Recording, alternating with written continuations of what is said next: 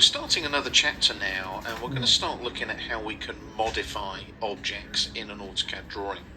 And for that reason, we've got a new drawing for you that you can download from the library to follow along with the videos.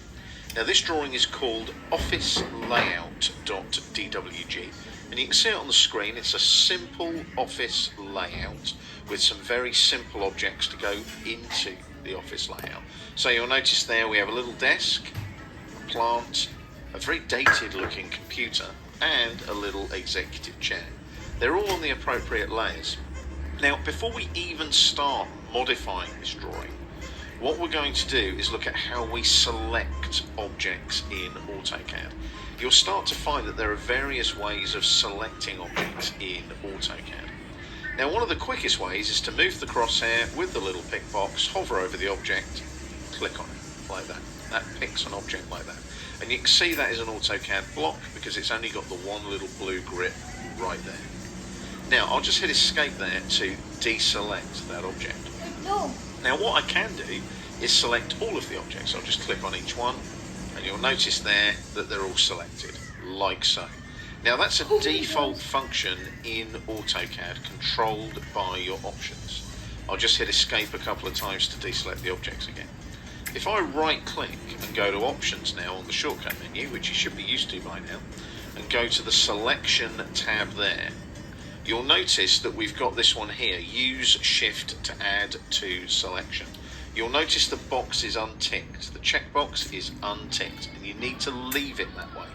I'll just OK that because that means that I can select like this, and then if I want to deselect an object, I just hold down shift, click on the object, and it deselects it from the selection set like so. If I just hit escape again, right click and go to options again, in the selection tab, if I switch that use shift to add to selection on by ticking the checkbox, and I'll OK that now, watch what happens. I click on that one, and then I click on that one. Can you see the selection is moved from object to object? And if I want to add objects to the selection set, I've then got to hold down shift and click on each one like that. I'll just hit escape to deselect the objects, right click and go back to options and untick the use shift to add to selection checkbox. Yeah. Make sure that's unticked in your selection tab in your options. I'll click on OK again to make sure that we're back to where we were. Now, obviously we don't want to select everything one by one. If we've got lots of different objects to select, we want to be able to select them kind of in one go. Now there's two ways of doing this. You can use what is called a window selection or a crossing selection. So if I put my crosshair up here, left click and release the mouse button, and then drag the window over all the objects that I want to be selected, can you see they're all encompassed by the blue crossing window? If I left click again, they're all selected because I've used a window selection to select them. I'll just hit escape now a couple of times to deselect them. Now if I go from the top right this time, click, release the mouse button and drag, I get a green window with a dashed outline.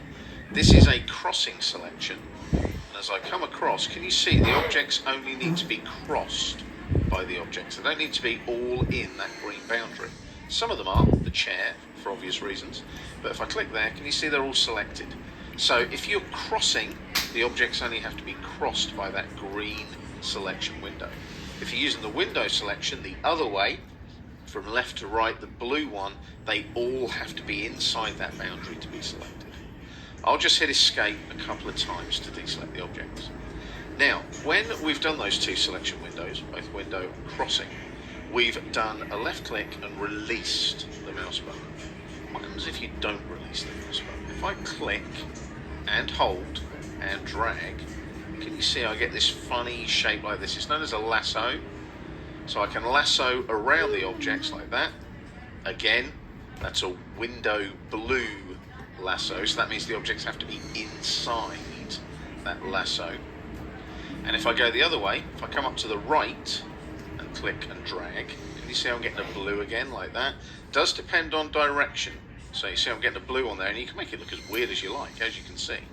So if I left click up there again and hold down the mouse button, and I come this way, can you see that's a crossing lasso? So the lasso only has to go through the objects. Can you see I've crossed all of them? They're not encompassed by the green lasso, like that. Now that's if you do a left click and hold the mouse button. Now that lasso function is available in AutoCAD and is available in probably, I think it's about the last 4 versions of AutoCAD. I'll just hit escape to deselect the objects.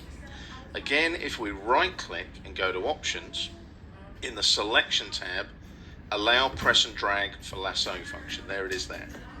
Now by default it's normally ticked. If you don't like it and you just like the regular window selection and crossing selection, just untick the allow press and drag for lasso box in your options. It's up to you. I leave it on and I do sometimes use it but not often. I'll OK that now. So remember, it's a click and release and then drag and click again for that type of selection. Hit escape to deselect, and then it's a click and a hold and a drag for the lasso selection, like that. You'll notice only the objects inside the blue ones get selected, and then if I left click this way and go the other way, that lasso, as you can see, I can just take it through the objects like that, and you can see there that it quite happily selects all the objects. I'll hit escape again to deselect. So that's some of the selection tools that allow you to select your objects when you're working in AutoCAD. Now there's lots of other selection tools available in AutoCAD as well, so you might want to check some of those out. If you go to the help screens in AutoCAD and look up object selection, you can go through a lot of them and maybe investigate them a bit more. So I suggest you maybe do that at the end of this chapter.